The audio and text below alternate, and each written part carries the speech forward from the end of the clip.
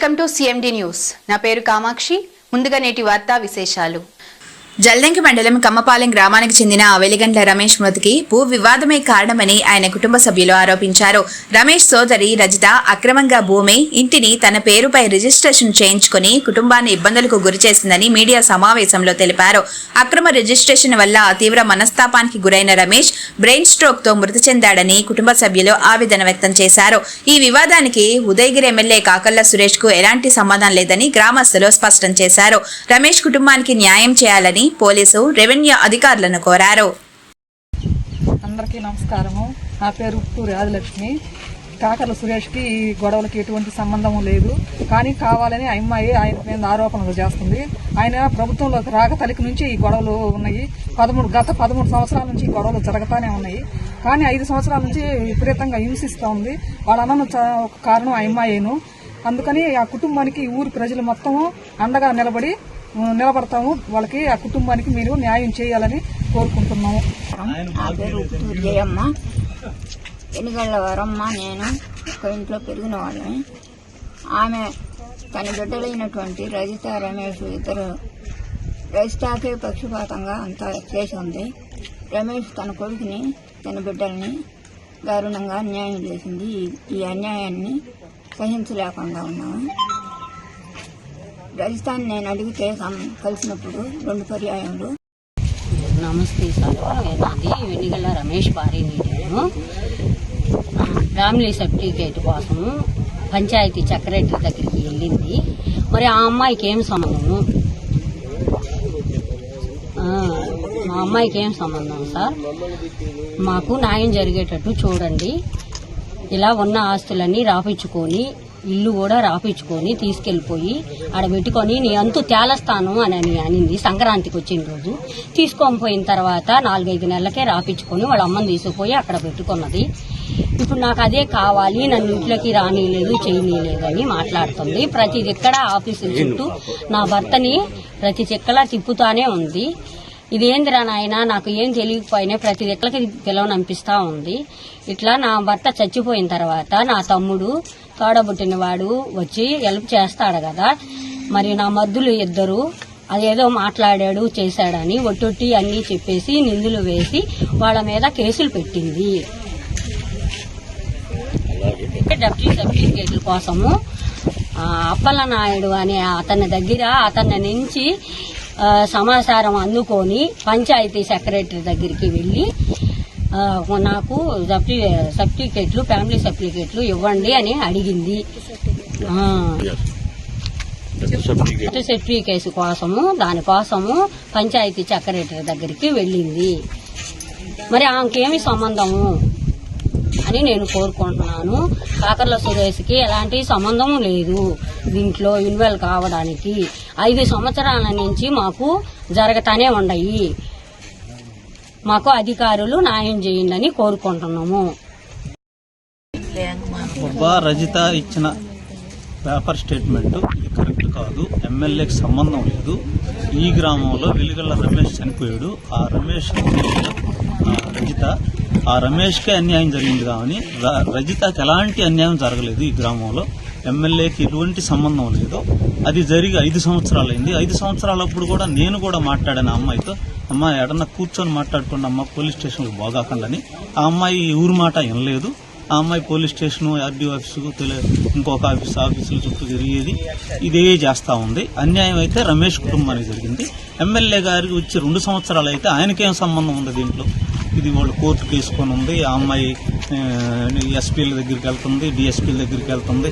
MLA గారు ఏం చెప్తారు? ఎస్పీకి కూడా చెప్తారా ఇది వద్దని? ఎమ్మెల్యే గారు న్యాయం చేయమని చెప్తారు, అంతేగాని ఇవన్నీ చెప్పరు కదా. ఇది అన్యాయము. రజిత అనేది అన్యాయము. వాళ్ళ బంధువులు ఉన్నారు కదా, వాళ్ళు కూర్చొని సామరస్యంగా చేసుకోకుండా ఎమ్మెల్యేకి చుట్టడం ఇది ఎంతవరకు కరెక్ట్? అధికారులకి, రాజకీయ నాయకులకి చుట్టడం ఎంతవరకు కరెక్ట్? రాజకీయ నాయకులు ఎవరు పిలిస్తే వాళ్ళతో మాట్లాడతారు. దానికి సంబంధం ఏముంది?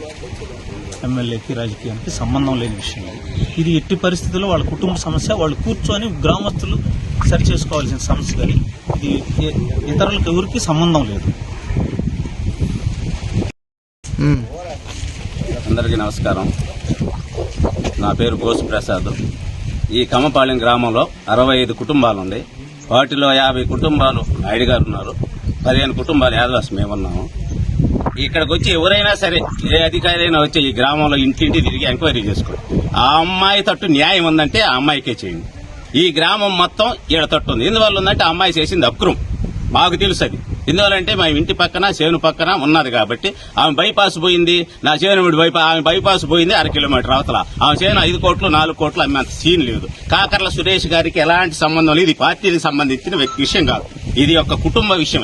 ఈ కుటుంబ విషయం 5 ఏళ్ల నుంచి జరుగుతుంది. 1 ఏళ్ళు కదా 2 కాదు, 5 ఏళ్ల నుంచి ఈ కుటుంబంలో కలపాలు, ఈ ఆస్తు తగాదాలు జరుగుతాయి. వాళ్ళ అన్న చదువుకోనందువల్ల ఆ అమ్మాయి తెలివితేటంతో వాళ్ళ అమ్మను ఆకట్టుకొని వాళ్ళ నాయన్ని చంపేసి ఈ విధంగా అధికారులు కాడిపోయి అన్ని డాక్యుమెంట్లు తయారు చేసింది.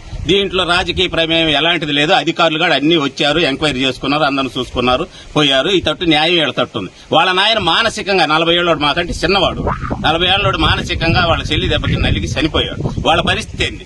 వాళ్ళు ఏం చేయాలా? అదేమంటే వాళ్ళ అమ్మని అండగా పెట్టుకుని నానావిధంగా కోర్టులకి వాటికి వీటికి తిప్పి వాళ్ళేం పోయేవాళ్ళు. నిద్రలేసి వ్యవసాయం చేసుకోవాలి, బర్రెలు మేపుకోవాలి, కుటుంబం పోషించుకోవాలి. వాళ్ళు కోర్టుల చుట్టూ తిరగతారా లేకపోతే వీళ్ళు కుటుంబాన్ని పోషించుకోవాలి? ఎలా చేయాలి? ఏ అధికారి అయినా రండి, ఇది మేము చెప్పేది చంద్రబాబు నాయుడుకి కానీ లోకేష్ గారికి కానీ ఈడకేం అన్యాయం జరగల. వచ్చి కాకపోతే ఊళ్ళో అధికారులు ఎంక్వైరీ చేసుకోమండి. ఏ అధికారిని ఎంక్వైరీ చేసుకో. ఆ అమ్మాయి తోటి నలుగురున్నా సరే మేము వాళ్ళకి అమ్మాయికి వదిలేస్తాం.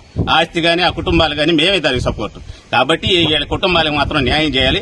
దీంట్లో ఎటువంటి అక్రమం లేదు, అన్యాయం లేదు. చేసిపోయింది అమ్మాయి, ఈ వాళ్ళలో చేరింది, అందరు అధికారులకు లంచాలు ఇచ్చింది, అంతా ఆస్తులు అంతా రాపించుకోమైంది. పెళ్లి అయిపోయినాక ఆస్తులను తీసుకుని మళ్ళీ వీళ్ళకి వచ్చిన ఆస్తులు కూడా రాపించుకోమా. ఎట్లా బతకాలి? వాళ్ళిద్దరు ఆడపిల్లలు ఎట్లా బతికించుకోవాలి?